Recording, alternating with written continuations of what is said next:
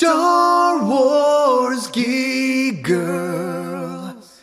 They're geek girls that like Star Wars. And sometimes cry. Hello, and welcome to Star Wars Geek Girl. I'm Zoe, still. It's been a while. A long while. Yes. I was look, when I made our new notes, I opened the folder to make the notes, and our last one, we recorded it on May 5th of this year. So I was like, whoa. So, a bit over 7 months. 7 months? Yeah. Jeez. I think that was our longest break yet.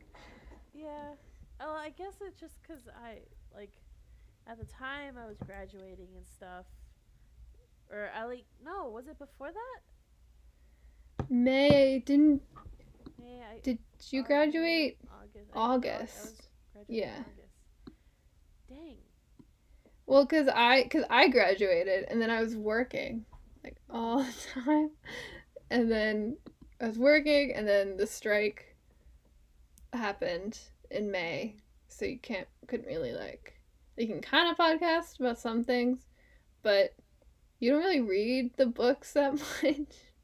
So we were kind of out of luck there. Yeah. I read Rise of the Red Blade, and that was it. I didn't read that one, so we're really out of step here. I have a pile. You're like, oh, you don't read books. I read the books that you don't read. Okay? Well, that doesn't help the podcast. No. No, I have a giant pile in my nightstand of books because I totally fell behind reading. I was in college, I was reading a book a week, and I graduated and had to get had to work my job, and I stopped. But job. I know, freaking job. But I've been reading Life Day Treasury for the holidays. That's a very good book. I read the first 2 stories the other day. I really like the Stellan Geos one. The first one's High Republic. It's a very good story. So yeah, it's been a while. There was a strike. There were 2 strikes actually that overlapped. And a whole new Star Wars show came out. Did Jedi Survivor come out before or after? I can't remember if we talked about that. It came out in April. So we probably didn't podcast about it because it came out April 28th, and I definitely did not finish the game by May 5th. So we probably did podcast about that. We could probably do that while we wait for more shows to come out. But in the meantime, Ahsoka came out during the strike, and obviously we couldn't podcast about it according to the SAG-AFTRA guidelines. But now we can. I don't think we have to do spoiler warnings because you've definitely seen it by now, or at least had it majorly spoiled. If you haven't seen it, I assume you're okay with spoilers if you clicked on this. I don't really know how your brain works. But yeah, I guess spoiler warning. I guess that's what I'm doing right now. This is the spoiler warning. Yes, this was a spoiler warning. We're going to talk about Ahsoka. Yeah, so we're not going to go through and recap everything because everyone's been doing that, and I'm sure everyone knows.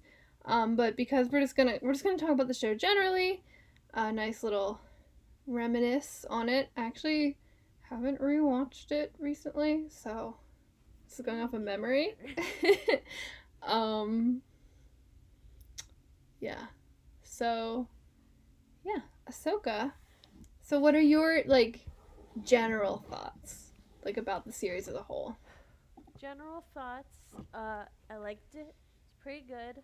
I guess I think of everything to be, I don't want to say I'm brutally honest because it's not such a shocker, but I liked the Rebels part of this show more than I liked what the show I felt probably should have been. according to like the name of the show. So I'm glad because I wasn't very excited for this show because like of Ahsoka. Like I love Ahsoka. Ahsoka's a great character, but I just like she's not someone that I wanted to like catch up on. I like have been dying for Rebels, so I wasn't sure. We weren't. I guess I wasn't entirely sure what Ahsoka was gonna be, and then it was more what I wanted than what I thought it was gonna be. But I still didn't like the part that it should have been. So I guess it's mixed feelings. Is the general thought of this show Mm-hmm. pretty much. What about Yeah, I also really liked it. I think there's parts I really loved, parts I'm not as crazy about, which we'll get into when we talk about some more specific things. I agree. I think I was much more invested in the Rebels parts of the show, like involving those characters, versus the parts about Ahsoka. Actually, in general, there were definitely Ahsoka parts that I love. I will say, I think this show really did warm me up to the live action version of Ahsoka. I don't think it's a secret. I wasn't really a fan of the portrayal when the Mandalorian episode first came out. But I think this show really made this version of the character feel like the Ahsoka I knew and loved, especially towards the end of the series. And that was really appreciated. Yeah. In general, I liked it. I'm only going to say this once because I don't want to beat a dead horse. Still wish it was animated. Yes. That's it. I'm not going to say that again. I've said it so many times before the show came out, so I'm not going to beat that dead horse anymore because it already happened. Can't change it. Just going to say it. It's out there. Yes. I agree, and I think a lot of people agree too. Yeah. That said, also, I did like the actors and their portrayals of Sabine, Ezra, and Hera. I thought Iman Esfandi completely captured Ezra. You know, like even Sabine and Hera, while I did like those portrayals, I definitely had to warm up to them a little bit. Probably not as much as I had to with Ahsoka, but it definitely took adjusting. Ezra, like, as soon as Iman was on screen, I was like, oh, that's Ezra. Like, he captured it, and he was absolutely fantastic. And Natasha was a very great Sabine. I liked Mary's Hera. She's the one, I think if I had to pick one where I was like, I think I'd pick her, but I think she did a great job. I just think Vanessa's Hera is so impossible to replicate that she was given a very tough job to try and fill those shoes. But I think she did a good job also. Yeah, I actually did talk to my dad about this the other day, and I was because I was like I really like I feel bad because she's doing great as an actress. I'm not saying she's not a great actress or like whatever, but like you said, like Vanessa's kind of irreplaceable, and like she created Hera and her like personality and everything, and I just felt like I couldn't get Hera from her, and I was like, which is my dad was like defending her and stuff, and I was like, yeah, it's fine, like, because my dad feels the same way, but he also doesn't want to like be mean about it or anything. And I was like, no, because like, you know, we look at Ezra and we're like, that's Ezra. Like, he doesn't even need to look like Ezra. It doesn't like anything. He just acts like Ezra. And it just like you get the Ezra vibes. And Sabine is pretty cool too. At first, like, I couldn't really see it, but I think that's also because she had like long hair, so I was like, I don't know about this. Wasn't a fan of long hair Sabine, I gotta say. No. I know people were, and Natasha looked very pretty. It was a very pretty haircut and color. You know, she looked gorgeous, but I was like, it didn't give Sabine. But I get it was like, you know, kind of her like Depression era. You know, she had like the chip nail polish, so like, you know, Depression era long hair. I've been there, you know. We've all been there. So it's like, although I will say, That dye job, too well maintained. I wanted to see roots. I wanted to see fading colors. Come on, Well, like, give it to me. she's depressed in a slay way. Depression. In a like, I'm still gonna look good depressed. I just See, no, but I think it would have been so, like, very, almost, like, funny if she, like, had the roots going in and the faded colors, and then that little montage, she's, like, cutting her hair and putting on her armor. She's also, like, in the bathroom, like, dyeing her hair. You get a scene of her painting her nails because they were a fresh nail paint after she cut her hair. Like, I wanted to, like, really get into the, like, maintenance of what it is to be Sabine. Because it's maintenance. It's, if you're not a hair dye person, there's maintenance. yeah, I want to be a hair dye person, but my work will not allow me. That's sad. So I was thinking, honestly, because we have a baseball cap on. I was thinking of getting and I just put my hair back and it's in a ponytail, because it's unfortunately long enough to be in a ponytail. Um, I was just thinking of doing kind of the bangs and throughout the hair, but not the tips. I'm still putting it together, but just somehow where I can hide it and so it doesn't look blue or whatever. I'm thinking blue or whatever color for work. You've got to there's this, I guess it wouldn't work if you're working in a kitchen, but there's like temperature sensitive hair dye where when it's cooler, it looks like a natural color. And then the point is you walk outside and you're in the sun and it warms up and it reveals an unnatural color. But I guess if you're working in a kitchen, that wouldn't really work because it's probably pretty hot in there. Yeah, it is pretty hot. Yeah, I don't know. I mean, I feel like I should be able to get away with it because my boss wore bright pink hair the other day, and I was like, "What? Why is that? Why are you allowed to? But everyone else isn't. This is bull." And then also my coworker has red hair, but it's super not natural red hair, it's red. And I just want to be like, how do you, because they're like, oh, well, natural is fine. And I'm like, that, what? This is baloney. Anyway. Yeah, anyway. Yeah, I also want to say, while we're talking about Vanessa being replaceable, Tia and Taylor are also, absolutely foundation, so key to Sabine and Ezra. And there were definitely, with Tia especially, there were moments where I kind of missed her voice being attached to this character. So I hope even if, going forward with whatever this movie Filoni's doing in any season 2, it'll still be live action. I hope we can still see the animated versions of these characters voiced by Taylor, Tia, and Vanessa. Again, sort of how we got live action, how we got Rosario being the live action stuff, but then when Tales of the Jedi came out, it was still Ashley. And that kind of thing. Also, while we're on this, Tales of the Jedi Season 2, Kanan and Sabine, let's do it. Come on, let's go. Kanan and Sabine. If you're going to make her a Jedi, I'm going to get the most of it. Just saying. What do you mean Kanan and Sabine? For Tales of the Jedi Season 2. Oh, Tales of the Jedi. I was like, wait, what are we talking about? What are we talking about? Just saying. Okay. Yes. Since I brought that up, how do you feel about Jedi Sabine? Because I know I have complicated feelings about it, and I want to know what your complicated feelings are. I guess I don't want to be the devil's advocate. No, but I don't like it. Mm-hmm. I wish I did, but I think I'm still kind of upset with the whole Rey came from nowhere, guys.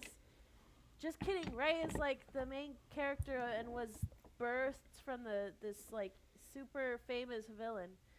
So I don't like it because I liked Sabine how she was, and I wish that she could have, I guess, accepted herself for how it was and how she could be a Jedi without the powers. Mm-hmm. But because they have it, so now she does have force powers. My thing is okay, so now it feels like you're saying that yes, you're a Jedi, you have to have force powers. Mm-hmm. Obviously, that's probably not what like I'm sure like they're still gonna be like, well, no, you don't have to have Jedi powers. But now it's kind of like, well, someone didn't have Jedi powers and now they do. Um, so that's kind of it. Like it's I w- like again exactly like in Rebels. Like she was being trained with the darksaber and everything, and she didn't have the Force. So Rao like was like, hey, by the way, here's these like cool gadgets that I have for you, where it, like mimics the Force, but you're still gonna use like your smarts and stuff because we don't have the Force, and that's okay. We don't have to have the Force. I had to sneeze. I'm so sorry. Like you don't have to have the Force. So like here's like other ways to like replace that or like be as cool as everyone else. Or if you fight another Jedi or Sith, whatever, like you can like be okay, or even be like win. That would be cool too. But Mm-hmm. so I guess like I guess that's kind of my thing about it is that I just wish like they kept true to the whole like Jedi doesn't need to have a lightsaber and a Jedi doesn't need to have the Force to Mm-hmm. be a Jedi. You can just be a Jedi from the basic principles of being a Jedi and what they follow with. Mm-hmm. And still be connected to the Force, but not have the Force to move things around. I guess Yeah. that's my thing. No, I think I agree with a lot of that, and I kind of understood the intention. I think the intention was not like, oh, Sabine has always had force powers. It was just more of an intention of like anyone can just make force powers if they work hard enough. And I understand that, and I don't hate that as a concept. I just don't know if Sabine being the character to execute that is my favorite thing. Um and I agree. I think I don't have a problem necessarily with her training under Ahsoka as a Jedi, and I think it even would have been cool. Like I liked the scene where she's kind of sensed Ahsoka being in danger, like being connected to the Force in that way. I think is a really cool thing. It reminds me of like Sharut, not Force sensitive at all, but kind of had those, had that connection to it. And I like that, but her pushing things around, I wasn't as crazy about. But I think it, maybe in the future it'll be like it kind of reminded me of when Ezra first uses the Force, right? And it's like, he only is able to really use it to like push Zeb to safety because he's afraid his friend is gonna die, and it was like really motivated by fear. And that's very much what both of Sabine's moments were in the finale. It was fear she was gonna die, and then fear that Ezra was gonna fall and die. And so both times she was really motivated by fear that unlocked her ability, which is dark side thing. What? It is though. That's what they've always said. The fear Yeah. is the path to the dark side, and maybe I don't know. Maybe I'm looking too much into it. Maybe it's just like, oh, Sabine uses the Force now, accept it. But I think I could feel better about it if the next time we see her, she's still kind of struggling to use it when she's at peace. Because that's the important part of using the Force as a Jedi, is not just being able to use it, but being able to use it without that like emotional component where like you need that high emotion. Because again, fueling your powers with fear or anger or any of those strong emotions, that's dark side. And the show didn't really address that. So maybe they're not going to make anything of it. But yeah, I think it would be kind of cool to see her, next time we see her, she is getting frustrated with kind of being like, I did it before, why can't I do it again? Because she's not, able to do it when she's calm. But yeah, I think in general, like if I could go back and like change it, I don't think I would have gone. I don't know if I would have gone Sabine Jedi training much at all, to be honest. But I think with it, I think I can learn to like it if it's handled with care in future stories. But right now, I'm not crazy about it. I also hope and wish we had gotten to see, because we got to see Ezra talk a little bit about Kanan.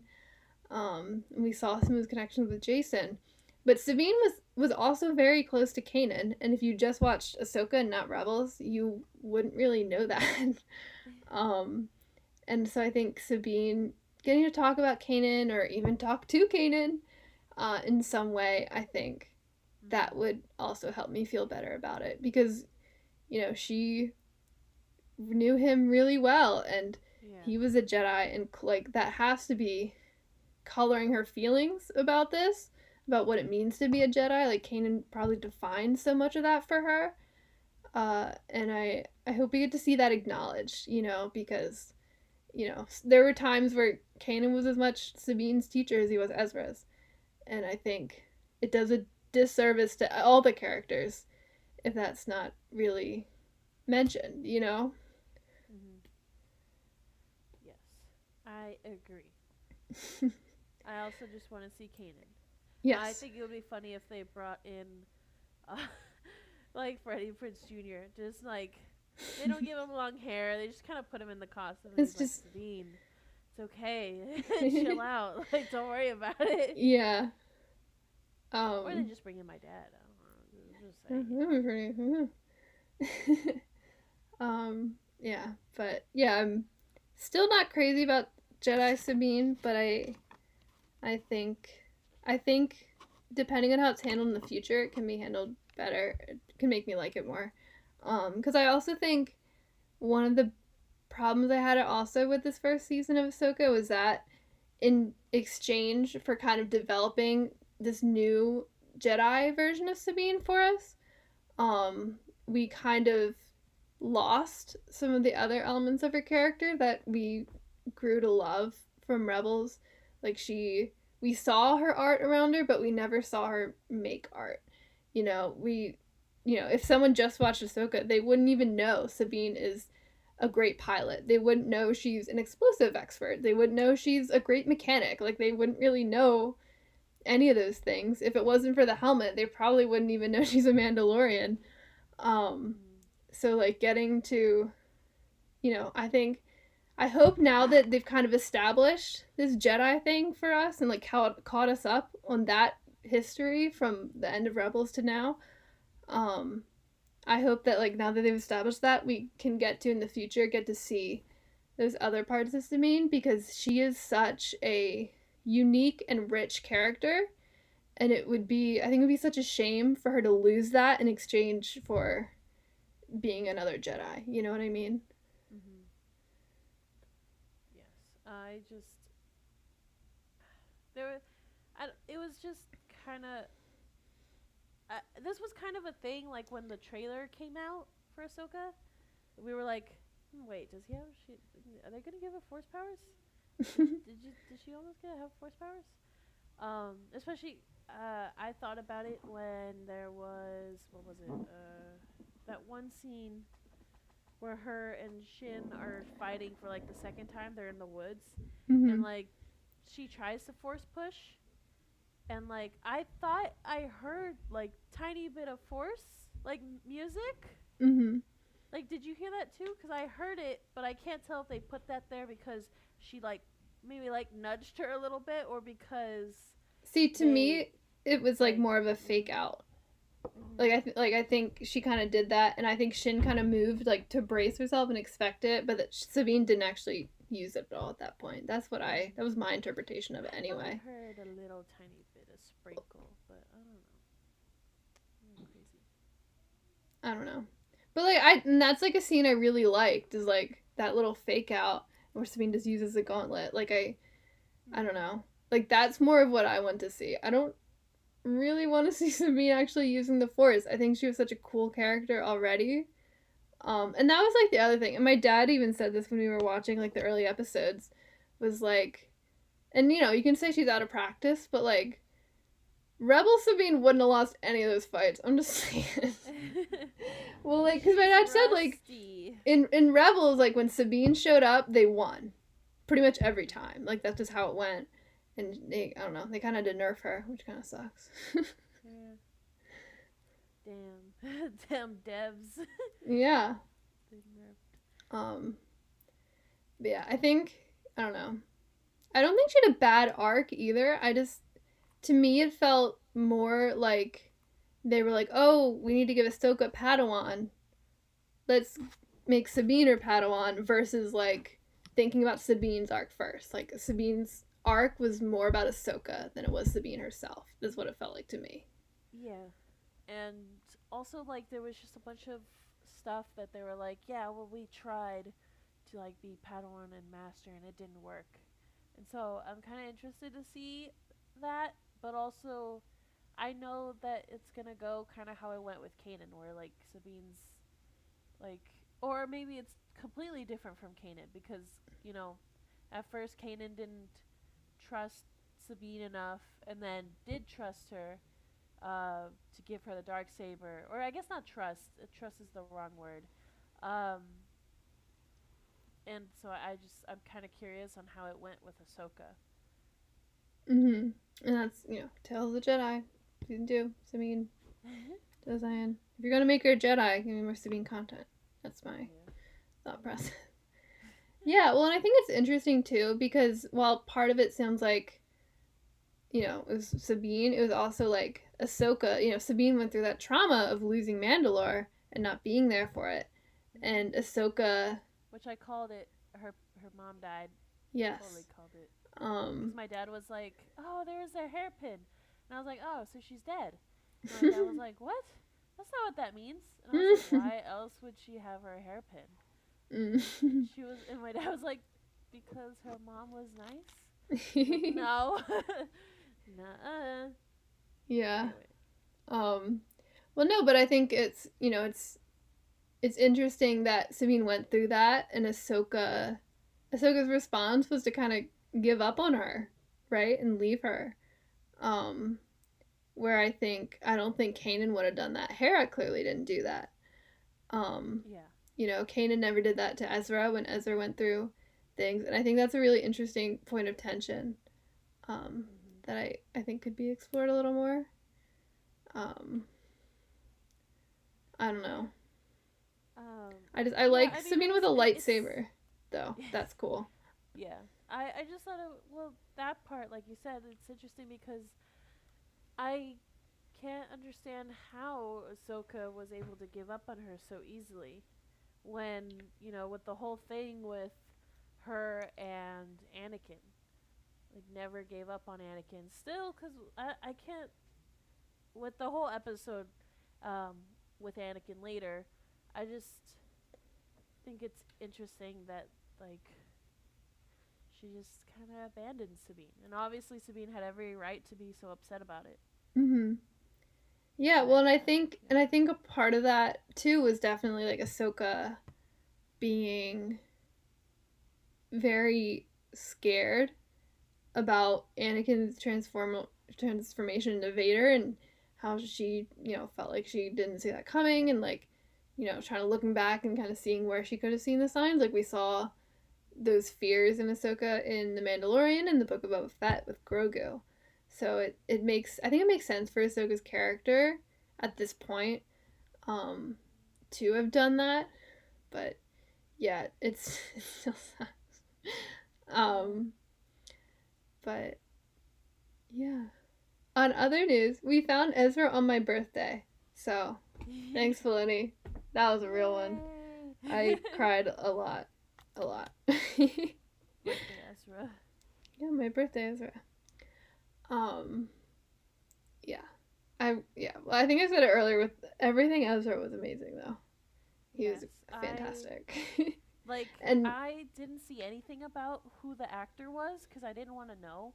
And I also I don't see much Star Wars news unless my dad shows me.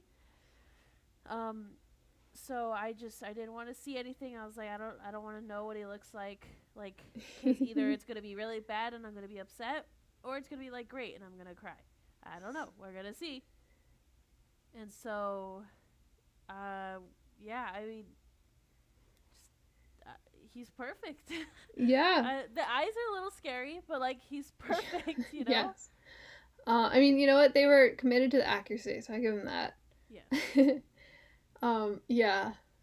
And that was the other thing too. I think there's so much legwork being done into Sabine and Ahsoka as a duo, and they were pretty good. But I think Sabine really shined so much more when she was with other Rebels characters, whether it was Hera or Ezra. You know, like those interactions and felt so much more Sabine, felt so much more fun, and felt so much more emotional than the Sabine and Ahsoka one. So I hope going forward, you know, we can develop that chemistry more between those two. But yeah, Sabine and Ezra were so on point, so space siblings. I was so scared they were not gonna do space siblings. Nah, they episode 1, they really let us know, like, hey, this is what's up. They did, but it was like I was still scared about it because I was like, it was also kind of that thing where I was like, if like when you see like movies or books where they're like, yeah, sis, yeah, bro, or like, yeah, thanks, little sister, like where they like kind of don't know, like, or at least they don't, like, that's not what we call our brothers or sisters. Like, but I don't know. So I was like, I was still worried. And then nothing happened. I was like, thank God. Yeah, Thank they goodness. really nailed that chemistry, which was awesome. Like all their bickering and everything was so amazing. The Hera and Ezra. Oh, sorry. No, you go ahead. I was just gonna say, I thought it was interesting that like when they were together though, you know, Ezra was like, oh well, so how's this? Oh, how's Ahsoka? Like, how's this? And like she still couldn't bring herself to say anything. Like it was like, I don't want to talk about it. Let's talk about something else. Like it felt very Sabine, but I was like, bro, you just found like your brother, like that was gone for years. Like, yeah, I do think it's notable too that she didn't tell him about Jason. Yeah, like it just so like anything. Well, see, I hope she was like leaving that as a surprise because she's like a little shit. And I really want to see Ezra finding out and meeting Jason for the first time. If we don't get to see that, I'm gonna be so upset. Like, I'm gonna be actually upset. Like, if we just got season 2 and it's just Ezra and Jason hanging out, they've already known each other for a while, I'm like actually gonna be mad. I really want to see that first reaction. Oh, Jason was fantastic. Thing possible. Yeah, no, that kid was great, and he really nailed the, like, you know, he's a kid, but also he's got this, like, weird Force stuff going on that kind of makes him, like, wise, but he's also still a kid. I think it was something that, Vivian Lyra Blair really nailed, too, as Leia in Obi-Wan Kenobi, and I think this kid had the same thing going on, and it was awesome. He was perfect. I thought it was interesting. He looks exactly like Axel when Axel was little. Yeah, he does. And, like, I saw that, and I saw him, I was like, why is he looks like Axel. and I hope, like, obviously it's totally not true, but I hope, like, deep down Dave Filoni was like, okay guys, can you find me like a kid that looks like this kid from the Rebels family? Like just like we need like that look, you know? Because it just like was spot on to Axel. But anyway, yeah. Yeah, young Jason was amazing. And he had the little Kaden Pauldron. It was so cute.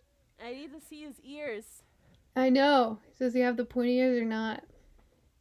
Yeah, see him. But yeah, I'm excited for him and Ezra to meet, especially because I will say, I'm sure they've told him stories about Ezra. Oh, he's definitely heard so many. Well, because I think he even asked about Ezra, like earlier. Like he said Ezra was Ezra's name earlier in the show. Also, I think Jason Syndulla is the single character, the only one, that looks better in live action than animated. He's a single character. I can't think of anyone else that's better.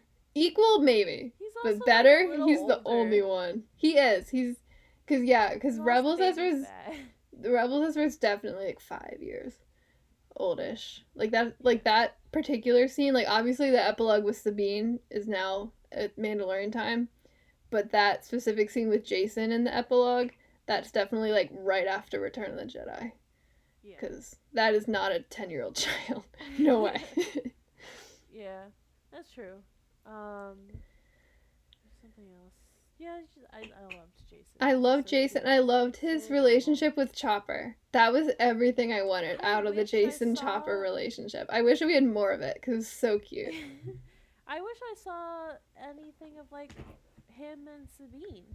I know. Well, I That would have hope, been cute. I'm really hoping now that Ezra's back, and I'm really hoping for a full Ghost Crew reunion. I really want to see Jason.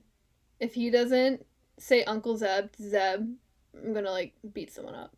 Like I want to see Jason with Zeb. I want to see him with Sabine. I again really really want to see him with Ezra. That was the other thing. No Ezra Hera hug. I was mad, dude. I was like actually mad. It was so dumb. They cut away.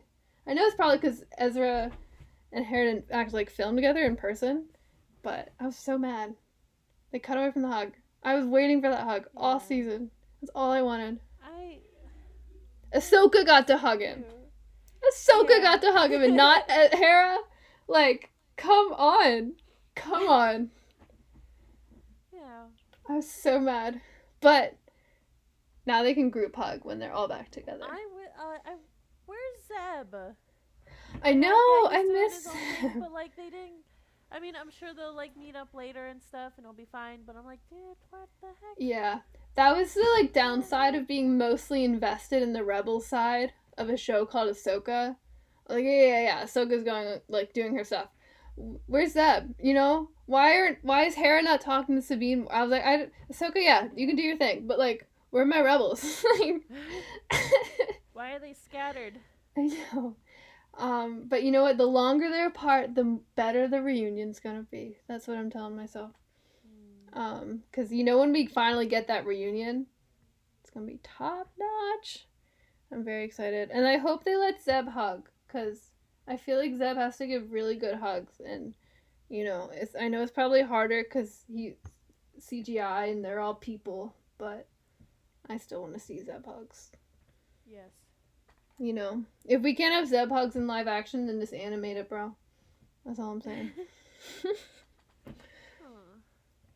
Yeah, I really enjoyed that. I thought it was so cute that like he came out and like somehow Chopper knew. Chopper's got those biometric scanners, dude.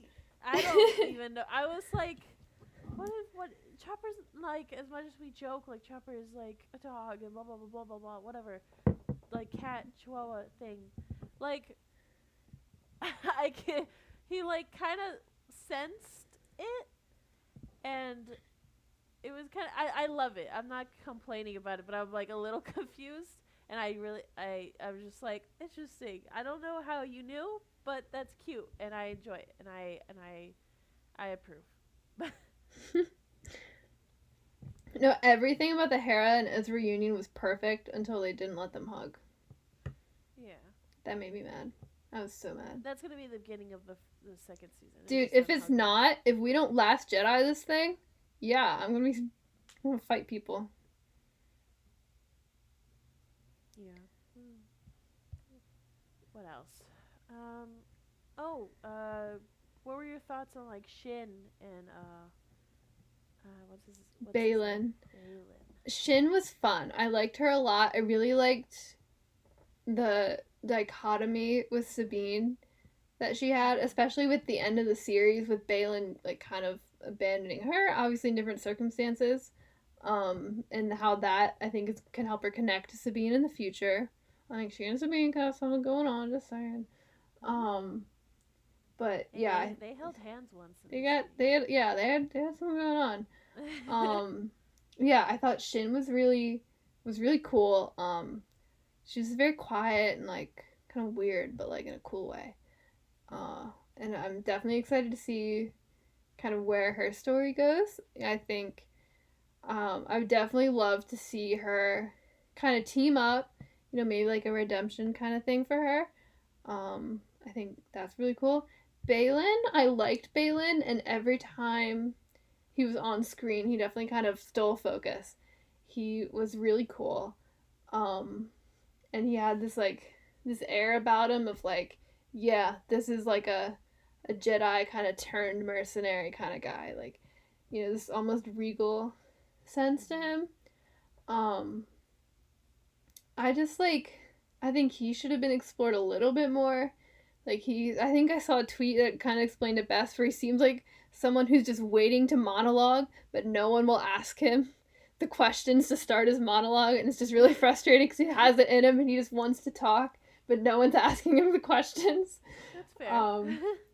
And it's such a shame we won't get to see Ray Stevenson reclaim that role, because he did a fantastic job. And I really wish we could have seen him explore that character more in the future, if that was the plan. Because, yeah, he was I don't know, it was almost too mysterious. It was kind of cool and mysterious at first, and by the end of the series, it was so mysterious, it almost became all right, I get it, you're mysterious. Can I kind of know your deal now? It's losing interest for me personally.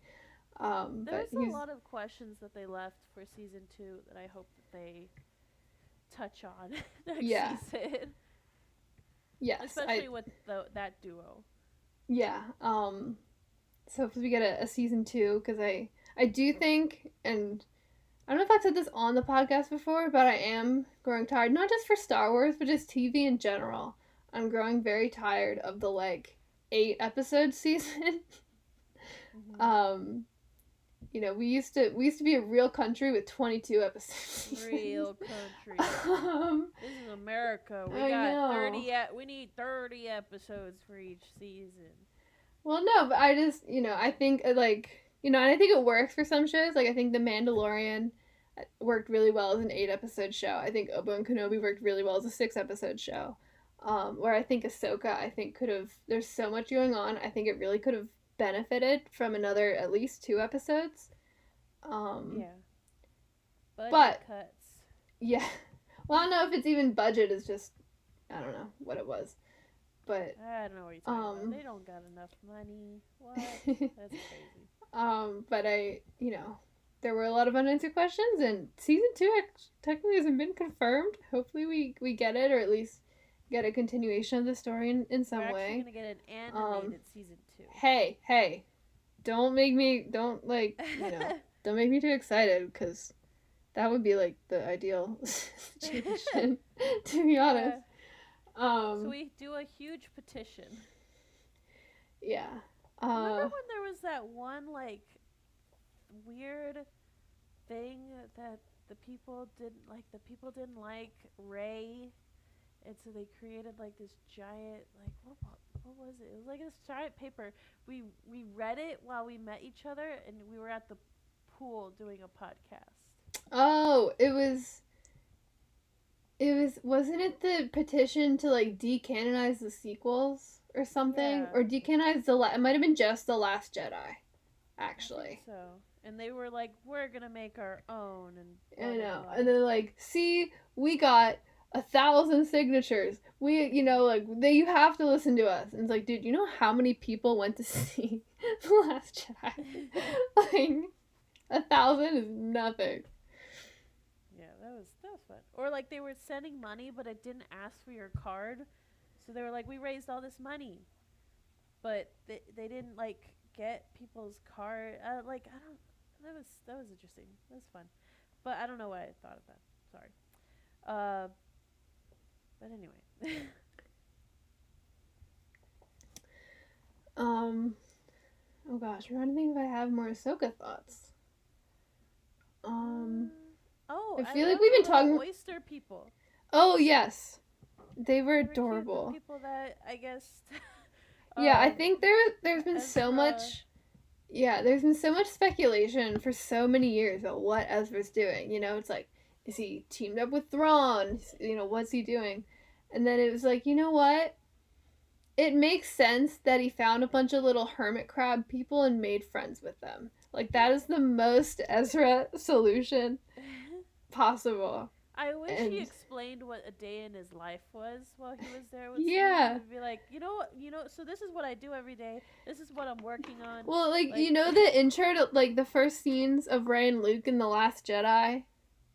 That's what we should have had, And he drinks, he has, pink milk. Yeah. And Sabine, makes a face, Yeah. But those guys were so cute. And I loved how he, made the little rebel charms for them. Like, that's, he was clearly, like, maintaining a connection to the Ghost Crew. Because if you think about it, he was with the Ghost Crew for about 4 years. He was with those little guys for 10, give or take. So, like, him finding those connections to keep to the Ghost Crew, to keep to his home, was really lovely. And I also liked how, I don't know, we just talked about how we don't really like Sabine being a Jedi. But I liked how Sabine, in order to find Ezra, had to kind of pass, like, a Jedi test, Because we talk about how how Luke failed his test in The Empire Strikes Back, where he finds this strange little creature and he doesn't think it's going to be any help to him, and he kind of, like, dismisses it. He's actually really mean to Yoda. Yeah. And then, like, Obi-Wan kind of does the same thing to Jar Jar in Phantom Menace. And it's this Jedi test that, all these Jedi failed. But Sabine, has seen the guidance of Kanan, and she has this connection to Ezra, and she finds this little creature, and she doesn't really think he can help, but she shows him kindness. And that is ultimately what leads her to Ezra. And I thought that was so nice. Yeah, I mean, could you imagine if she was just a jerk to him? Right. Never would have found him. Right. And it shows how, even though Sabine is such an unconventional Jedi, that she still has that heart to her that is what really matters at the end of the day when it comes to being a Jedi. Yes, I agree. I didn't think of it like that. It's cute. Yeah, I like that. Very. Thank you. Yeah, you're welcome. Yeah, it was very, very lovely. And yeah, I just, I think at the end of the day, Star Wars is about doing the right thing. And in this case, Sabine did the right thing and was rewarded for it, which is nice. That's why I like the thought of, like, you don't have to have all this power, you know? So yeah, that's why, again, I'm, like, kind of upset about, like, her having the Force. It's just, I'm sure she'll be fine and it'll be okay and it'll just be kind of, it'll be kind of its own thing. But I like not having to have power to do things. Yeah. Well, yeah, I think my main hope for the future is that we don't, like I said earlier, we don't see Sabine kind of lose those other parts to herself in favor of being more like a traditional Jedi. Because, like, I think one of the defining things about Sabine from the beginning was that you couldn't put her in a box, She's not just a rebel. She's not just a Mandalorian. She's not just an artist. She's not just a mechanic. She's all these things combined and so much more. And it's like, you want to throw a Jedi into the mix, sure, but I don't think, I hope that doesn't overrule these other parts to herself that are so important. Like, I hope, if we get to see her kind of cross over with the Mandalorian and all the stuff going on over there, we get to see those Mandalorian sides for her come out more. I hope we get to see the artist in her. I hope we get to see her blow stuff up. Don't say it's not the Jedi way. Ahsoka and Anakin and Obi-Wan, they were all blowing stuff up. Kanan and Ezra were blowing stuff up. You can still blow stuff up when you're a Jedi, okay?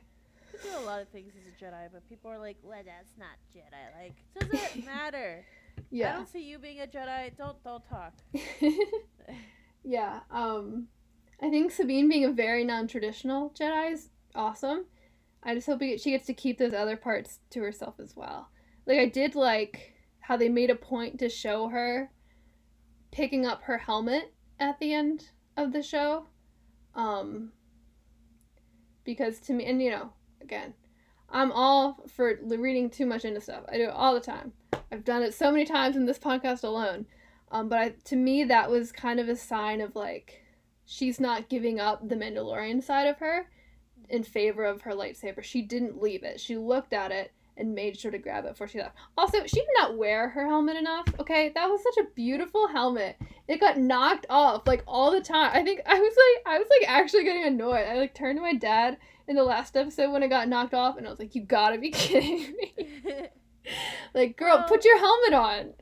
Yeah, I think it was probably because, like, if it was animation, they definitely would have had the helmet on. But also, like, maybe it's because they're like, well, it's live action. Show her face. It's the bead.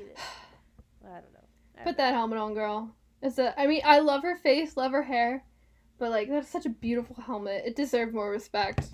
Season 2, I want to see more helmet Sabine. I don't even care. Yes. I agree. Oh, yeah. Oh, Kaz's dad is a jerk. Kaz's dad is a jerk. We knew this already from Resistance. We got to really see it. I don't know. I really want to see now, like, Jump to the Future in some show or something, where Hera and Kaz meet, right? And Kaz, you know, he's Kaz. He's like, oh my gosh, it's General Syndulla. Oh my gosh, it's General Syndulla. Oh my gosh, hi. And Hera's just like, did you say your name was Ziono? Like, that's Ziono? Like, I want to see, like, that one-sided beef. That'd be really funny. Mm-hmm. Not that Hera would ever hold against him long-term, you know, for someone for the sins of their father, because Lord knows she got some problems with her dad. But, you know, just that initial, like, what did you say your name was? Yeah. Like, should tell your dad that I'm a good person. I was right. Yes, Yeah. Kaz's dad's there. He's a jerk. Mon Mothma's there, though. She's not a jerk. Also, C-3PO is a very lovely surprise, acting as an ambassador for Leia, which is an even lovelier surprise. That was really nice to see, especially, it was a nice little hint towards, obviously we know, as we get into the rise of the First Order, Leia was really working under the table to kind of fund and start the Resistance and run that kind of thing. So it was a nice, like, we're starting to see the beginnings of that. Yeah. Also, Carson Teva was there all the time. Because he's just, that guy's everywhere. Yeah, I like him. He's like the Phil Coulson of Star Wars right now. Like, you know, in early MCU, Phil Coulson was just like everywhere all the time. Yeah. That's what Carson Teva is right now. He's just everywhere. A Marvel movie in so long. Well, he's not in them now. He died in Avengers, but I just meant I just meant in general. I have not. I think that guy. Hold on, I have to Google something really quick. I lied. What? Never mind. What? Oh, wait, no, yeah. He's Uncle Iroh. That's crazy. I forgot about that. Who? Isn't Carson Teva Uncle Iroh? He's something in Avatar. I don't know. In the, like, new live action one. Oh. Isn't he? He's in it. I don't know if he's Iroh or not. He's in it, though. I'm pretty sure he's Iroh. I heard he was in it. I don't know. He would be a good Iroh. I think that's it for Ahsoka, huh? Yeah, I'm trying to think of other things. Chopper they should have unleashed him more. Mm-hmm. Like, Chopper's actually the one that accidentally kills Ezra when the ship comes in. Gosh. Oh dear. No, Chopper's actually running up to Ezra to, like, attack. Fun fact. Yes. Oh gosh, you know what we didn't talk about? We have to talk about it because everyone was obsessed with it. The episode 5 with all the Clone Wars flashbacks. I will say I liked that episode. I loved the Ahsoka the white fit. At the end. And I did like Ahsoka's kind of little, like, spiritual journey there, and the World Between Worlds in live action was pretty cool. I was gonna say, I know, I've seen your TikToks. Very, very nice TikToks. What TikTok? Your TikToks about Ahsoka. Oh yeah. With her white robe. Yes. I like the white robes. They're very good. I didn't really care too much for that. Because again, I was focused on Rebels. Yeah. And so I was like, oh well. As an Ahsoka fan, I liked it. I definitely preferred the Sabine and Hera parts of this show, but I did like that episode. I thought Ariana Greenblatt was a perfect young Ahsoka, and she really sounded like Ashley too, which was awesome. And she looked perfect. She acted perfect.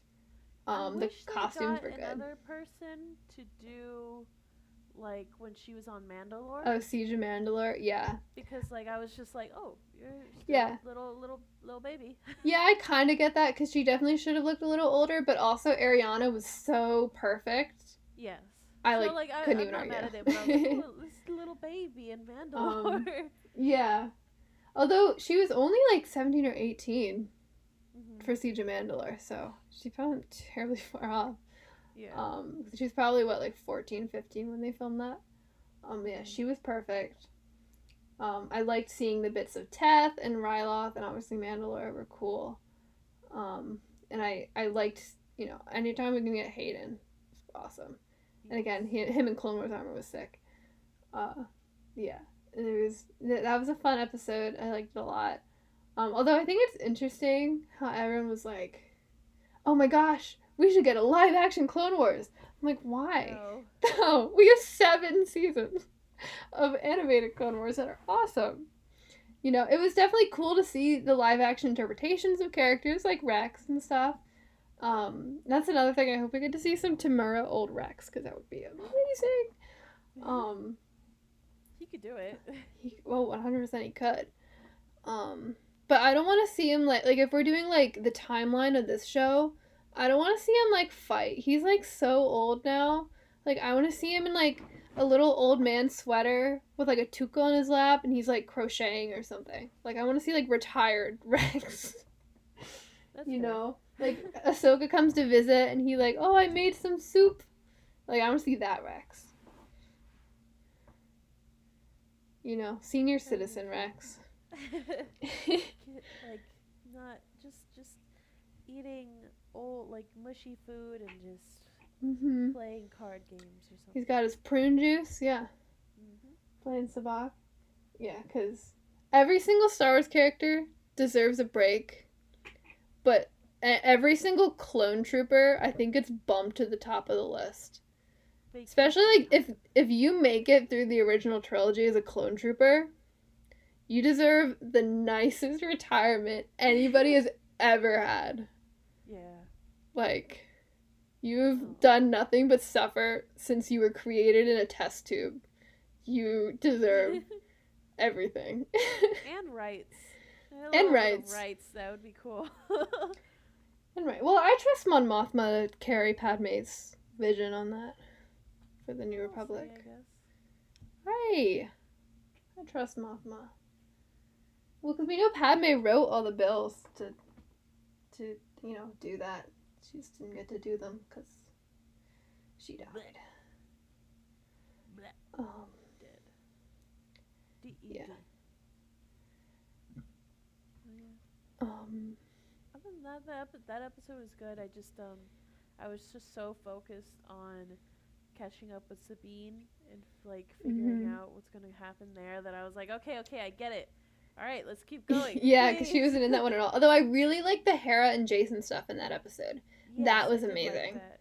And I like that Jason could hear the lightsabers. Yeah. That was cool. And that Hera even just trusts him and like is like, okay, yeah, I believe you. Yeah. All right, let's go. Because she's number one space mom forever and always. Oh gosh, I cannot wait for Ezra and Jason to meet. I hope like it's like a whole thing where like Jason's shy and like goes up and Ezra's like super cool. Oh, that'd be cute. Well, I also hope he's like, oh, I heard so much about you. And I was like, oh, really? He's like, yeah, Uncle Zeb said you started a heist for fruit or like just something dumb like that. Yeah. That'd be so funny. Oh, gosh. Yeah, I'm so excited to see the continuation of the stories of the rebels. I enjoyed Ahsoka's arc in this show a lot and like coming to terms with what happened to Anakin and reconnecting with what it means to be a Jedi and to have an apprentice.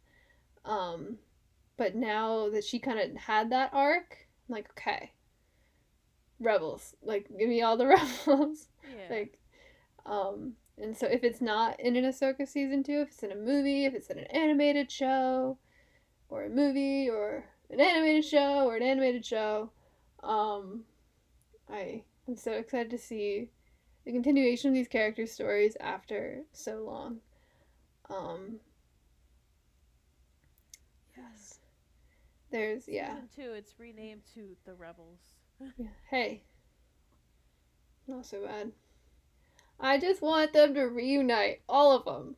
All of them. I just want the reunion so bad. Because Sabine and Ahsoka were never even in the same physical space. Hera was a hologram. Or Sabine and Ahsoka. Sabine and Hera. Hera was a hologram in their one scene together. It was a great scene. That was the scene, I'll say, that I think really sold me on Mary's Hera more than before. Like, she, she walked around like, oh, that's Hera. That's nice. But when she had that scene with Sabine, and, that was like, oh, there she is. Like, there's Hera. Yeah. And yeah, so I think the thing that honestly I think that helped these new versions of the characters the most was their chemistry with each other. Like, I think all of the Rebels actors shined at their best when they were talking to other Rebels characters. Yeah. And I really hope we get to see more of that. I hope we get to see Zeb, please. I'm sure he's very expensive, but he's so important. Just animate him into the Yeah, just like Looney everyone. Tune or Who Framed Roger Rabbit him. Just throw him in there that way. Make him Yeah. Fortnite dance. I don't care anymore. Awesome. Just put him in there. Yeah, and getting all those characters back again is something I'm so looking forward to. Like, especially if they're like if they're on the Ghost and they're like doing their little thing, like, we got Hera and Jason in the cockpit, Chopper running around, Sabine, Ezra, and Zeb in their little turret, like, oh, it could be so good. They're like blowing stuff up with fireworks again, like, oh, I miss them so much. I should rewatch Rebels again. We should. Um, We should podcast about it. Just like do a whole season, review it.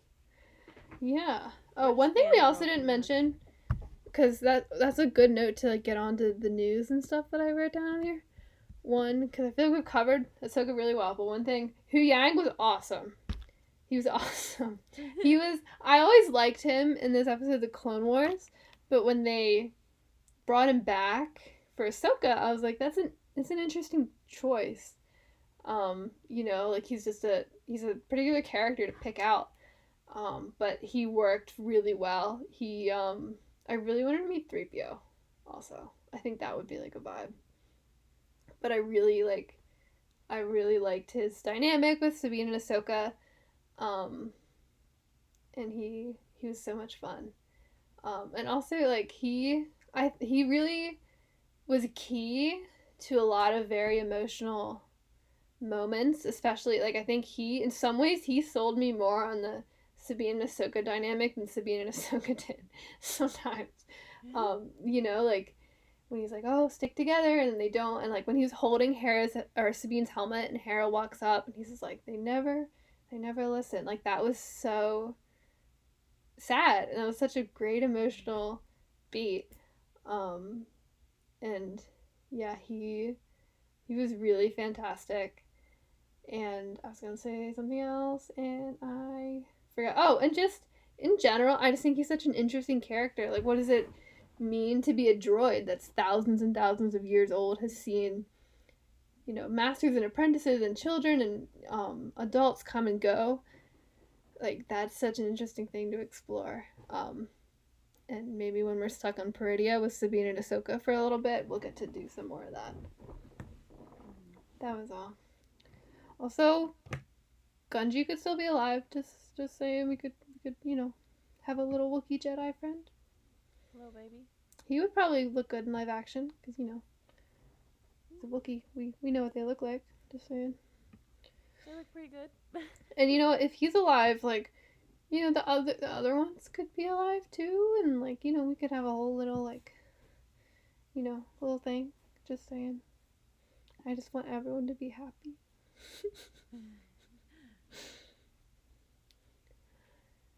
Okay. I'm trying to think. Any more thoughts on Ahsoka? I think we covered it. pretty good.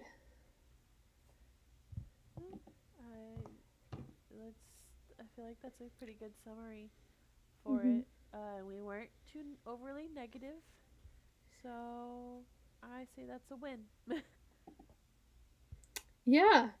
No, I mean, and I like the show generally. I think we talked a lot about criticisms and like got in depth with a lot of that. Um, but like, what's it called?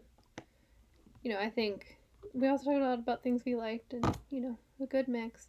In general, I would say I like the show. I think really my biggest thing was Sabine as a Jedi. I think was always gonna be a hard sell for me, and I think I liked it more.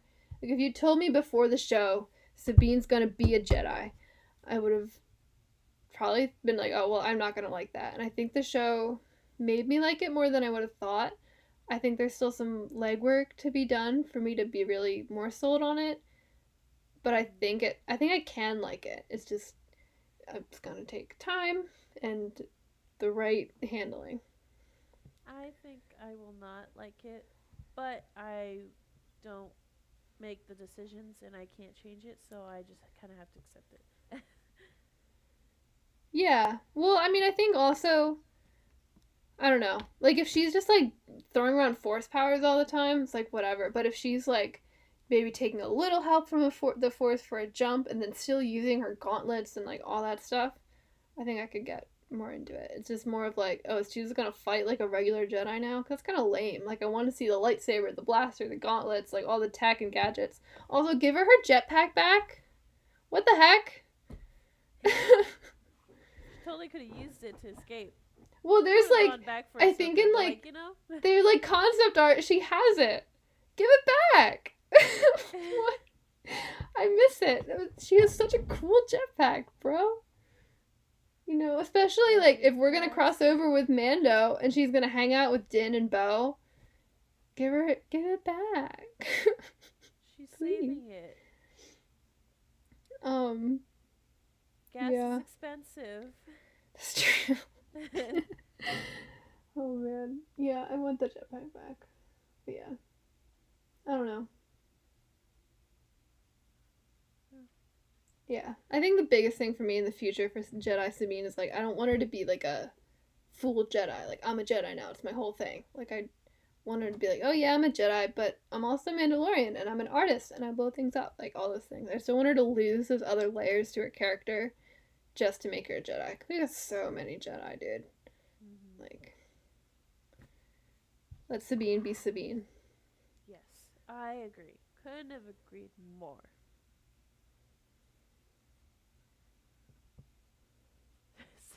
Sabine is Sabine.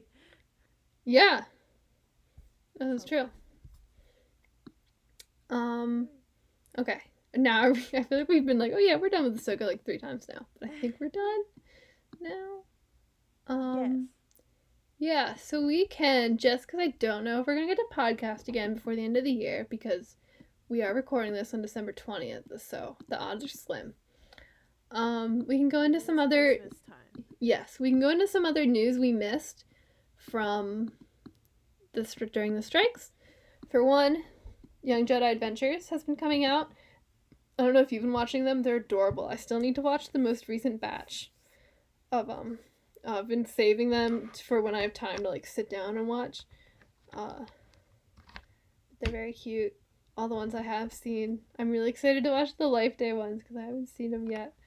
And also Bella's at a far and Luna Greatstorm are in them now, and that's awesome because I love those characters and and they're fine. Nothing ever bad happens to them ever. They're great. Yeah. So Young Jedi, have you been watching Young Jedi Adventures?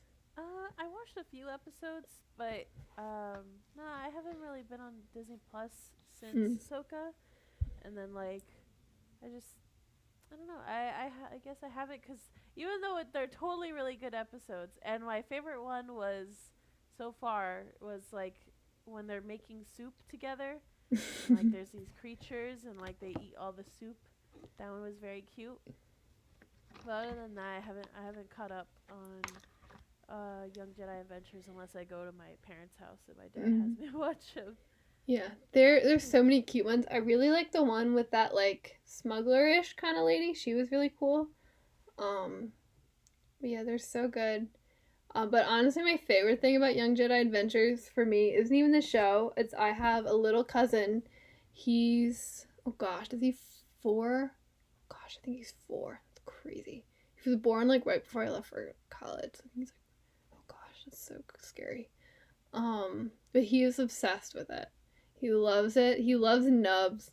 My his dad is talking. He's always making his own little paper lightsabers and like running around and pretending he's training with Master Yoda.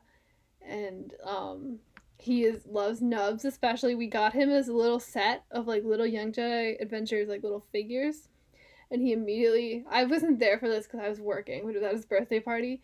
He apparently immediately opened the box and then took the Nubs figure and started making Nubs stab all the other Oh. characters, which is just like so adorable. But I love hearing about how much he loves the show because it's it's such a cool thing that like this is the introduction basically for Star Wars for this next generation. I mean, he'd seen other Star Wars stuff before, but like, he's 4 years old. So like the Star Wars he probably remembers most when he grows up is probably gonna be like Young Jedi Adventures. Like that's gonna be his Clone Wars, like what Clone Wars was for me. And it's such a sweet thing and such a cool thing. Especially because in Young Jedi, like it's very diverse. Like we see a lot of characters with like black characters with different black hairstyles that they take care to animate even these background characters. Like the show is led by a black character and then 2 aliens, but like one of them's a girl. And like one of the or I guess Nash is also a girl, and then she has 2 moms. Like we're seeing these very diverse characters. It's High Republic, which is like wow, and this is like an introduction for Star Wars for the next generation, and it's so amazing and so cute. Ours was Ahsoka cutting off droids' heads. Yeah. A lot of clones dying. Hey, I always remember the parts I remembered most from Clone Wars movie when I was a kid was Rada, aka Stinky, and how she called R2 R2E. Stinky. And Rex. Yeah. Rex is very cool. I just remember clones. When I remember specifically, I don't even remember the full episode anymore. I don't know why. But it's the one where like, is it Fives? I don't remember clone names anymore.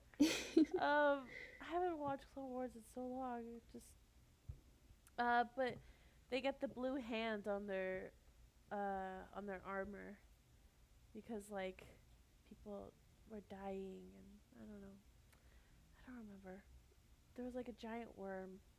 Yeah, that was on Echo's chest. Or yeah, that was on Echo's chest. Yes. I remember. Very sad. So yeah, that was one news. But also, I don't know if you've played this, but Minecraft did a little Star Wars DLC called Path of the Jedi, where you like make your own little Jedi character. You like build your own lightsaber. You can have your own pets and ship, and you like travel to all these planets. It's like I haven't played it. I want to. It's like I think it's like $10 if you already have Minecraft. I don't know if have you played it at all? I have not. Okay. Apparently it's like amazing. Like everyone I've seen has raved about it. It's like its own little Star Wars game just in Minecraft. Um so yeah, I need to play that. I have so many games I need to play. And so many books to read, and so many shows to watch, and so many movies to watch. It's really, really crazy. So yeah, can't really offer much more on Path of the Jedi because again, haven't played it, but I've heard it's very good. So that's kind of cool that we have another Star Wars game of sorts. Also, Ahsoka's in that book, that game.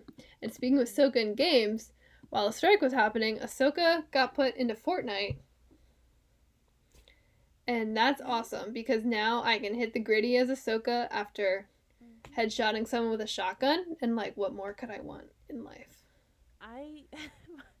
My dad puts me on the job without pay. I'm just saying, but he puts me on the job to like if there's a Star Wars character that's like behind like achievements and like challenges and stuff. He's like, Lizzie, I need your help because I work. And I'm like, I work too. Like to be fair, I just play Overwatch, but whatever. Still, and I was just like, so like there was, I think the last one I did it for was Maul. Because there was a few challenges he had that were pretty awful. Like it was just like headshot people from like, 100 meters away, and I was like, oh my god, this is ridiculous. And or it was like with an assault rifle, and it was awful. So I'm pretty sure he has Ahsoka, but I remember I when the Ahsoka challenges came out, I got on the game and I was like, okay, time to grind these challenges. And then I don't know what's wrong with me. I did them all in 2 games. So, except I think there's one where it was like you had to do something so many times where it was like you had to basically do multiple games. Like I did all the other challenges in 2 games. But yeah, Ahsoka Fortnite goes crazy. She's hitting the gritty. She's doing the Megan Thee Stallion dance. She's doing the Dua Lipa dances, the Doja Cat. She's doing everything. Also, her freaking ship should have been her glider, not an emote. That made me mad. That was stupid. I did see that. I was like, oh, what? That's kind of weird. But I just use Anakin's ship for her glider, so it's okay. Yes. But yeah, should have been her glider, dude. Another video game. I'm surprised that they don't have Sabine on there. I was like, they announced Ahsoka with the new season, so I was like, oh, maybe when like the challenges start, they'll like have like Sabine in the shop, maybe Hera. And they didn't, but maybe season 2 they'll do Sabine. I know, I really want Sabine. I mean, can you imagine like duoing and like you were Ahsoka and then I'm just Sabine and we just kill people everywhere? Right. Like that's perfect. Well, like, I don't know. My top Star Wars characters that I want in Fortnite. Rest of the Ghost Crew. Or I guess not rest. All of the Ghost Crew. Chopper can be a back bling. Like the R2 one. I love the R2 back bling where his legs just like flop around. I want that for Chopper. Yeah. But I want the Ghost Crew in Fortnite. Please. Anytime I watch my dad like play, I'm like I get offended if he doesn't use the Mandalorian one, because when I played Fortnite and I was like, he was part of the battle pass, and getting to Grogu, like, because my brain can barely make it to a Overwatch battle pass, like it could barely finish it on time. I just so I'm just like I work so hard for that skin, and I work so hard for Grogu, and you toss him aside. How dare you? Oh But gosh, that's the only Star Wars stuff I don't have is the Mandalorian stuff and Darth Vader stuff. It's the only Star Wars stuff I don't have. I don't have the Millennium Falcon glider because my friend made fun of me for it. Wait, what? There's apparently the first time they collabed with Star Wars, everyone got a free Millennium Falcon glider. Yeah, I do have it, but I want a Ghost glider. Yeah, I want to see. Also, we need to get Poe in Fortnite, cause like he's the only one of the 3 main trios that isn't. Cause you have Anakin, Obi-Wan, Padme. You have Han, Leia, Luke. Now we have Rey and Finn. But like, where's my mans? He's already left out of Battlefront, so like, this just feels like cruel at this point. It's rude. MySpace Latinos. But yeah, I want Ghost Crew. We can get like a Lothcat back bling, Ghost glider, Chopper back bling. That would be fun. What else? I feel like we need to have Chewie. Like we have Black K. So you say Black K? Yeah, Black Chrysanthemum. Black K. Why'd you call him Black K? Because that's what he's called. Is he not called that? He is. He totally is. But I've never heard Black K. I think they called him that in Boba Fett. I don't know why. That sounds so interesting. I'm sure It's you're like correct. his rap name, Black K. Yeah, I just I'm sure you're googled. correct, but I was just like, googled huh. Black Chrysanthemum notable aliases: BK, Chrysanthemum, Santy, Black K, and K. Santo. Donkey Kong. Interesting. Who else? What other Star Wars should be in Fortnite? Oh, I want some Cassian. Oh, some Mon Mothma. Like, totally goes against the Interesting. principles of Mon Mothma as a character, but that's why it's funny. Interesting. Mm-hmm. It's kind of like oh, when they like have Padme on there. yeah. Although Padme, like, she's strapped. Like, she's got the Yeah. blasters. Oh, But no, like she Mon totally does. Mothma, I just think it's funny too. or like, dude, like Satine Kryze, that would be funny. Who else? Who else can we get in there? We got Jyn Erso. Pretty much anyone from Rogue One would go hard. Dude, Shrew Imwe, that would go so hard. That would be sick. Dude, imagine doing his Chirrut and Baze. Or you get freaking K2SO. Although they'd have to like smush K2SO. Sort of like, did you see like the Jack Skellington? No. They say Jack Skellington's in Fortnite. Sappy has him. He's awesome. But like Jack Skellington in the movie is so like spindly. So they kind of like shrank him to like slightly more normal proportions. And it's like, he still looks awesome, but it's kind of funny like on the side by side. I don't know. I don't know who else I want in Fortnite. Dude, Lando. Captain Phasma. I'm like literally looking around my room and looking at the Funko Pops and stuff. I'm not even joking. Dr. Aphra. Jason. I think we have to wait for Jason to grow up. Like legally, I think he has to be 18. Although they have 11. So, I don't know. Dude, Dr. Aphra. Who else? Who else was there? I don't know, get some Resistance characters in there and they can be like cell shaded like the show. That would be awesome. I don't know, get Django. Django's cool. I don't know, I want more Fortnite Star Wars. You know how they did like a Marvel Battle Pass? We need a Star Wars one. Yes. Like when the whole Battle Pass was Marvel? We need that for stuff. Dude, Nubs Fortnite. He's just really tiny. His hitbox is minuscule. Or they like stretch him and he's really, really big.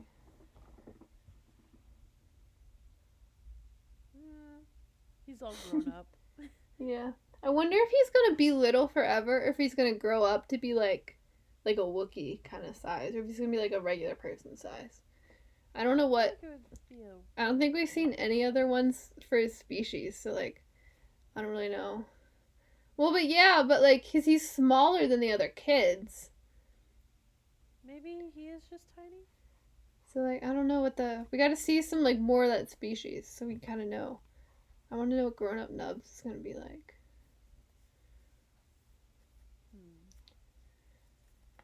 I don't know. Yeah, Star Wars Fortnite. Also they have the Teenage Mutant Ninja Turtles in Fortnite. And my friends and I ran a squad where we were all Ninja Turtles. And that was pretty cool. We lost, but we need to talk about that. Okay, so and while we're on video games, I guess the Star Wars Outlaws game was announced. There's like a trailer. I don't know if you saw that. That was like a while ago. That was during the strike. Yeah, I was gonna say it was. What was the? We didn't podcast about it. It was a strike. Yeah, well the trailer was out. It looks so cool. I'm so excited for it. Getting to play in that like criminal underworld of Star Wars. Also, there's like that like commando droid with a trench coat, which is the coolest thing that has ever been done ever. And we have you have like a weird little pet guy that's super cute. And I can't remember the girl's name, but she looks super fun and awesome. And I'm looking it up and I can't find her name. Girl, where's your name? I cannot find it. Anyway, it looks really good, and I'm really excited to play it. It comes out 2024. Although I have trust issues with release dates because Star Wars Hunters still isn't out yet in the United States. And that was supposed to come out in 2022. So I have trust issues. It's K-Vess. K-Vess. She looks so cool. I'm really excited. That game's going to be awesome. It's open world. You can fly. You can shoot people. Also, her little weird pet guy is played by D. Bradley Baker, which is funny. That's cute. But yeah, you can go to different planets. You can go to Tatooine, Kijimi, Akiva, and then like some new planets. It's like all this cool stuff. Speaking of, I'm a bit upset that the droid in Young Jedi Adventures doesn't sound like the ball from Overwatch. That's all. That's all I have to say. I'm not actually mad, but I'm a little upset. I'm like, damn, I was really hoping for something really funny. But oh well. Okay. Hey, we have D. Bradley Baker as Nubs, and he plays Hammond. Yeah, that's true. D. Bradley We got Baker's the whole character there. D. Bradley Baker's resume is insane. By the way, I don't know if you've ever scrolled through his IMDb when you're bored. It's crazy. Really? Dude, if you ever like want to kill some time, just pick a random voice actor and just scroll through their IMDb. It'll take you like 6 hours because every single voice actor is like crazy amount of roles. Like Steve Blooms is pretty cool too. Or like Matt Mercer, Sam Riegel. I need Bloom's wife. I can't remember her name at the top of my head right now, but I need her to tell Silent Hill people to put Silent Hill music that she has sung on Spotify because it's not there. Mary E. McGlynn. Yes. Yes, she's the best. By the way, if you want to see some Mary E. McGlynn, you can watch her in The Legend of Vox Machina playing Zara, which is a character she created for D&D, and they got to play in the cartoon. Just saying, it's a very good show. Everyone should watch Legend of Vox Machina on Amazon Prime. From Silent Hill. I need it like I need water and oxygen and food. Like as every time I have to go on YouTube and I don't buy no ads for YouTube. So I just I'm listening. I'm like, this is so freaking good. It touches my soul. And then it's like, the YouTube ads are so much longer now. Anyway, they are. Have you checked SoundCloud? SoundCloud has a lot of stuff. When I look for something that's not on Spotify, I usually find it on SoundCloud. SoundCloud? Mm-hmm. I have no idea. I just use Spotify. I used to use Pandora. It wasn't on that either. Mm-hmm. I would check SoundCloud because SoundCloud is whenever I'm looking for some music that's not on Spotify, it's on SoundCloud. And I don't pay for ad-free SoundCloud, but there's less ads on SoundCloud per song than there would be on YouTube. So, yeah. Check it out. But I'm just saying, she needs to do something about it. Yes. You can also watch. She's in The Legend of Vox Machina. She's also an executive producer of that. Actually, also, it's on Amazon Prime, and it's really good, and everyone should watch it, please. I need people to talk about it because it's so good. Okay. Yeah, so that was some news we missed. We can also kind of spend a little time looking forward to what we have in store for Star Wars in 2024 because there's a lot, and I'm very excited for all of it. So there's there's a lot of new books, but the two big new books that I could find when I went through the 2024 page on Wikipedia were The Living Force by John Jackson Miller. Have you heard of this one? It sounds so awesome. It's about the Jedi Council pre-Phantom Menace. So Mace Windu, Depa Billaba, Ki-Adi-Mundi, Yaddle, and they have to go on a little road trip adventure. And it sounds so funny, and I'm so excited. It's by John Jackson Miller, who wrote A New Dawn, which obviously is the Bible to me. And so yeah, I'm really excited for that. It's gonna be really good. And then also Mace Windu is getting his own novel.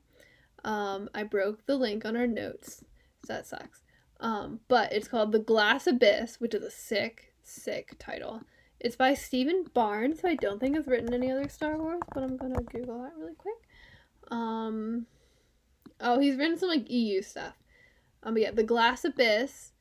If you haven't seen it already, I need you to just look it up right now. Look up the cover art for The Glass Abyss because the cover art goes unbelievably hard. The comic? It's a book, novel. The Glass Abyss. It That looks is really cool. so cool.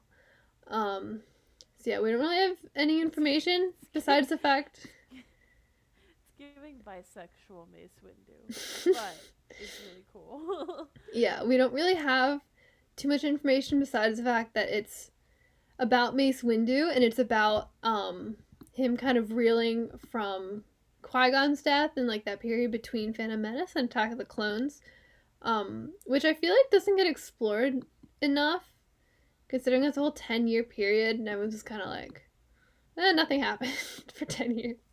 So it's always exciting to get to see more adventures in that time. And I think Mace Windu is like overhated. So it's cool he's gonna get his own book.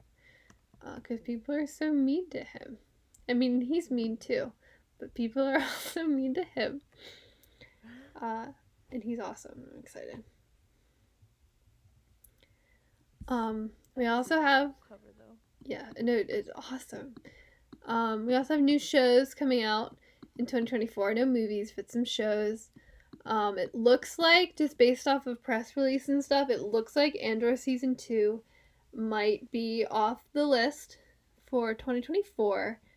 Probably because it was still in the middle of filming when the strikes all started. I wasn't able to finish in time. So sad, but Andor, I'm excited and I can't wait, but I will also wait forever for because it's such perfection. And you know what? They can take all the time they need. I'm so excited for that. Yeah, they're still filming, so no 2024 release. But we're getting the Acolyte this year. And if you were at Celebration and saw that trailer, you know that show is going to be like incredible. I'm so excited even for just the trailer to come out because I cannot wait. Like, especially your dad's going to go nuts. Like, it's so awesome. The lightsaber stuff is really cool. Amanda Stenberg looks really cool. There's a Wookiee Jedi. Like, it's awesome. It's so cool. Also, the guy from Squid Games is in it. Like, it's awesome. I'm so excited for the Acolyte. Yes. We're also, I just thought of this. I'll say it after I go through the shows. The Bad Batch Season 3. Sadly, the last season of the Bad Batch. But it's definitely going to be a very exciting one. Is coming out this year. So we're going to see what happens to the stories of Omega and the rest of the Bad Batch. And I'm probably going to cry. And it's going to be very bittersweet. I'm very excited. Tales of the Jedi Season 2 is also slated this year. We don't know which characters it's going to be about. Please, Kanan and Sabine. Please, why did you do that? Please, Kanan and Sabine. Please. At least Kanan. Please, I want them so bad. Although, to be honest, I would be surprised if we don't get Sabine. If only because I'm sure they're going to use it to explain that gap. And to kind of like fill us in on her relationship with Ahsoka before the Ahsoka show. So there's that. We're also supposed to get Skeleton Crew this year. That's another show I saw the trailer for at Celebration. And that trailer looked very good. The show looked very colorful. It looks like we got to see some of the like, you know, everyday life of Star Wars people, which I always enjoy. Yeah, that show looks really good. And before we get into the rest of the news, I also want to say I just thought of this when I was talking about lightsaber fights with the Acolyte, but I really liked a lot of the lightsaber fights in Ahsoka. I think one of my favorites was actually in episode 3, 4, whenever they were on the forest. I think it was 4. And I really liked the dichotomy between Sabine and Shin, the apprentices fight, versus the duel between Ahsoka and Baylan. That's pretty cool, yeah. Yeah, well, because I really liked how, like, Sabine and Shin were, like, fighting. Like, they're swinging, they're knocking each other around, like, they're fighting. Versus Ahsoka and Baylan were more, like, dueling. Like, they got into their ready position, they clashed a few times, stepped back, kind of reset, and then went back into it. It was, like, more like a professional duel. They had, these are seasoned masters. They have that kind of, like, respect, for each other and for, like, the art of lightsaber forms. And that was really cool. That was really well done. And just in general, anytime Ahsoka and Baylan fought, it was cool because again they had their like these very seasoned masters who have this respect for a lightsaber, versus Sabine and Shin who just kind of wave around. It's kind of like, you jerk. Come here. Yeah. Also, Ezra fighting without a lightsaber was really awesome. I thought that was funny when she was like, okay, here's your lightsaber. And he was like, no, it's yours. I'm good. Trust me. I'm all right. You go ahead. He's like, all I need is the Force. And then 5 minutes later picked up a blaster. It was so funny. Yeah. Yes. So yeah, I just want to say that What really was quick. something I forgot else about it. Ahsoka that I wanted to say. And I forgot. No, it's gone. Oh, sorry. I'm so sorry. Okay, so I was playing Overwatch. And I don't know if I told you this. I was playing Overwatch, and this was right, like, the day after the first episode of Ahsoka came out. And because I was with my family at the time, I watched the show on time, and whatever. But I watched it on time, so it was fine. And I was playing Overwatch the next day, and I was in a match, and someone in the group, like the chat, put just like in all caps, Sabine got stabbed in the first episode. And I was like, what am I reading? Because like my brain wasn't at all in Star Wars, and I was like, Sabine got stabbed. What? This guy tried to spoil the first episode to people on Overwatch? That's ridiculous. But that was an interesting experience that I didn't know could happen.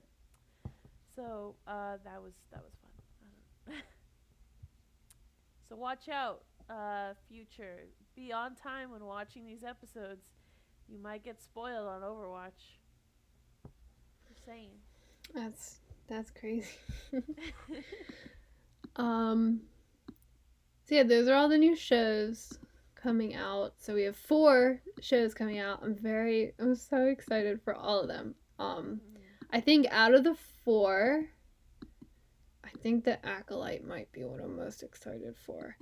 But Bad Batch season 3 is very, very close. But like when you see the Acolyte trailer, you're gonna get it. It was truly something very special, and I'm so excited. Star Wars Outlaws, as mentioned earlier, is supposed to be here, so we get to play and go on an adventure with Kay Vess. And is it Nyx, I think is the little creature, and then the commando droid guy. So that's very cool. And then this year is also going to be the 10th anniversary of Rebels, which is so exciting. 10 years. So I hope we get to see like, a cast reunion, maybe merch, but just like all this stuff. And yeah, 10 years of Rebels, which feels crazy. I feel like Rebels has defined so much of my life at this point. And I know it has probably even more for you. You are really ruining these notes right now. Oh What? my gosh. They are in Ruining? Comic Sans. They're all random colors, like randomly through words, switches colors. It's truly crazy right now. I haven't done it in a while, and my dad's been slacking on making notes. So they're bizarre right now. There's some like dark red right next to like neon teal. It's a little painful. Yeah, 2024 is going to be a very good year for Star Wars. I'm really excited. Okay, random parts of the It's not even. It's like half of the one line is a bigger size, and the other half is still small. And then the other there's another big part but a different size, but also bigger. Fun. I can see that. Yeah. So 2024 is gonna be an amazing year for Star Wars, and I'm very excited. Like, again, I'm so excited for the Acolyte. Like, truly, if you do not see the trailer, you don't get it. That show is How do going you know to be. I haven't seen the trailer. Have you? Totally. I wasn't saying you specifically, just like in general, like a general you to everybody. Mm-hmm. Like, if you haven't seen the trailer, I think you really don't get it. Like, the Acolyte is, I think it's gonna blow us all away. I think it's gonna be like Tell me anything about it. No, but I think it's gonna be like, you know what Andor is to the like more political side of Star Wars. I think Acolyte is gonna be that for the mystical side, if that makes sense. Mystical side of Star Wars? Yeah. Okay.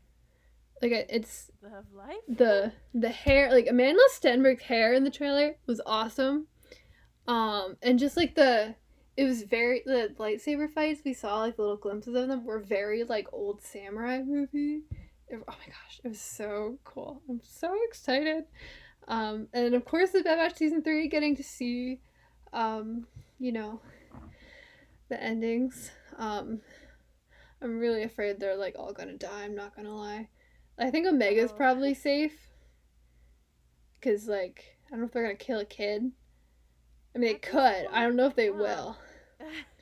At this point, I'm kind of like they already killed off Tech. I don't really care anymore. I don't care if anyone else dies. They what about Wrecker? One person that I really, really liked. What about Wrecker? Both. Yeah, he's fine, but like Tech. Oh. The optimistic side of me says Tech's gonna come back and everything's gonna be fine. I'm afraid that they're all gonna die. Realistically, maybe we'll get like a sole survivor out of like Hunter or Wrecker or someone. Or Crosshair. That would be messed up. If they all die except Crosshair. Can you imagine? Oh gosh. I just manifested it. So it's a Last into existence of Us thing. Yeah. Hunter and like Omega. Yeah. Or Omega dies too. I know. I really think Omega's safe just because of her age. I just don't know if they're gonna. Oh man, they killed a lot of kids. Anakin's killed a lot of kids. Right, but I think Omega's a big enough of a character that she's not gonna die off screen, and I don't think they're gonna show a child dying on screen. You know. Mm-hmm. Now, if they could just jump forward in time and then kill her, I guess it would solve that problem. That's what I was gonna say. Like one episode, they're like 15 years. Like, I know. Right, no. So it's like, oh man, everyone died, but at least Omega's okay. And then it cuts like 15 years later to Omega dying. Yeah. That'd be horrible. Gosh. Yeah, I don't even know what to expect in Bad Batch Season 3. I feel like it goes so many directions, and that's really exciting to feel so not knowing. But the Season 2 definitely ended on a big cliffhanger, and it'll be really cool to see that be resolved. And I wonder, are they gonna break her out right away? Is it gonna take the whole season to break her out? Like, what's it gonna be? And I'm very excited for that. Tales of the Jedi Season 2. I'm really hoping for Kanan and Sabine, or at least one of them. But I mean, I feel like there's so many that would be like, somebody would be cool. Like, I feel like Voss would be cool. See some Ayla. Get some like Rey or some Finn. Although they probably won't, just to not step on the toes of the Rey movie. But I guess Luke. I guess we do. Or Obi-Wan. But Obi-Wan just got his show. Yeah. Who else? Maybe get some High Republic Tales of the Jedi. That would be pretty cool. Get some Yoda maybe. There's a lot they could do. I hope Tales of the Jedi, like, same thing with Visions. I love anthologies. So it's one of those things I just hope this goes on forever, because there's infinite possibilities. I love an anthology. Yeah. And then Skeleton Crew I think Skeleton Crew is gonna be really, really good. The cast seems great. Like I said, the trailer was very colorful. We got to see like some lives of regular people in Star Wars, which I always really enjoy. I don't think we get enough of that. And just all that stuff. So yeah, good year for Star Wars coming up ahead of us. Yeah. So it is past midnight, and I have to work in the morning. So I think we can wrap it up. Yeah, we had to share Ahsoka thoughts, all sorts of stuff. So yeah, so for plugs, StarWarsGeeker.com. I haven't written anything in a while. I have drafts. I'm waiting to like pile up some drafts before I start posting them. Like I want to have a good reserve in case I like can't write for a while. So like I'm working on it. I want to get back into a consistent schedule. Yeah, StarWarsGeek.com is still there. I think I said this on another podcast. I don't know if I'm going to do quizzes anymore, only because the website I used to be using for quizzes now wants me to pay money. And I like, and it's like a lot of money. Like if it was like a couple bucks, I'd think about it, but it's like a lot of money. And I mean, not like I don't owe them, but it's like, hey, to keep using this, pay money. I don't want to do that. Yeah. So unless I find another good option that lets me like embed the quiz on a website, I don't know if I'm gonna keep doing quizzes. They're also a lot of work. But yeah, maybe I'll do some once in a while if I find a good website. You just have to host a video call for people that want to take a quiz, and then you have to like do the math yourself on who they become. Yeah. Oh gosh, that's a lot of work. We're also on Twitter and Instagram at SWGeekGirl, and our Facebook page is Star Wars Geek Girl. I was gonna say something else. Oh, we also have Restream now, so potentially live streams. Like at least me, I could do them in the future. I don't know. I know. Did you fix your camera at any point? Because then you could do the live streams too. That was my Mac, so this computer should be fine. It's not the greatest quality, so maybe I should just buy a little tiny camera, but I could. Yeah, so maybe live streams can be in the future if we find things to live stream about. And then for me personally, I'm on Instagram and TikTok at Spectre_5, 5 written out, not the number. I'm not really active on Instagram. I've been trying to post on TikTok like once a day. I've been lasting a couple of weeks, but then I ran out of drafts, so I don't know if I'm I don't know how great I'm gonna keep it up.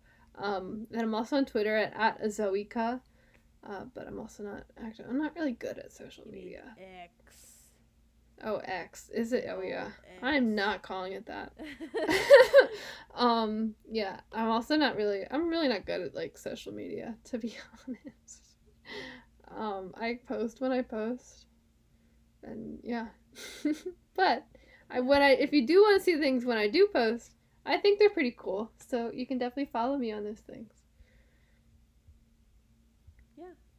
For the Rogue Rebels, there's theroguerebels.com. Instagram and TikTok is at The Rogue Rebels. Twitch is at Rogue Rebels Podcast, wherever you're listening to the wonderful Star Wars Geek Girl now. Facebook page, The Rogue Rebels, and Twitter at Rogue Rebels Fam. I don't really do anything. Everything is pretty much private except for TikTok, which is at Rogue Rebel Sabine, and it's the Sabine is SABEAN, because I thought it was cute like years ago, but I mean I think it's still cute, but it's a little cringe, but it can be cute and cringe. Hey, whatever. There's nothing cringe about being happy. That's true. And I think if my TikTok bio is I may be cringe, but you're mean, and that's worse. So that's the lesson to live by. Yeah. So that's I do some stuff, but I'm really bad where I'm like, oh, I have like so many ideas for a TikTok. Like I could do a Star Wars thing, or I could do something talking about work, not like really bad mouthing work at all, just funny stuff that happens at work. And then I like do the drawings, and then I'm like, okay, all right, let's put that away for a few weeks. and then the trend like goes away, and I'm like, well, now I can't post it. So I'm really See, I bad. do that all the time, but I post it anyway. It takes me forever to actually make the TikTok, but then I just post it anyway. Also, speaking of TikTok, Dollar Tree Shin Hattie duetted one of my TikToks I like saw 2 weeks that. ago. That was really cool. That was like highlight of my day.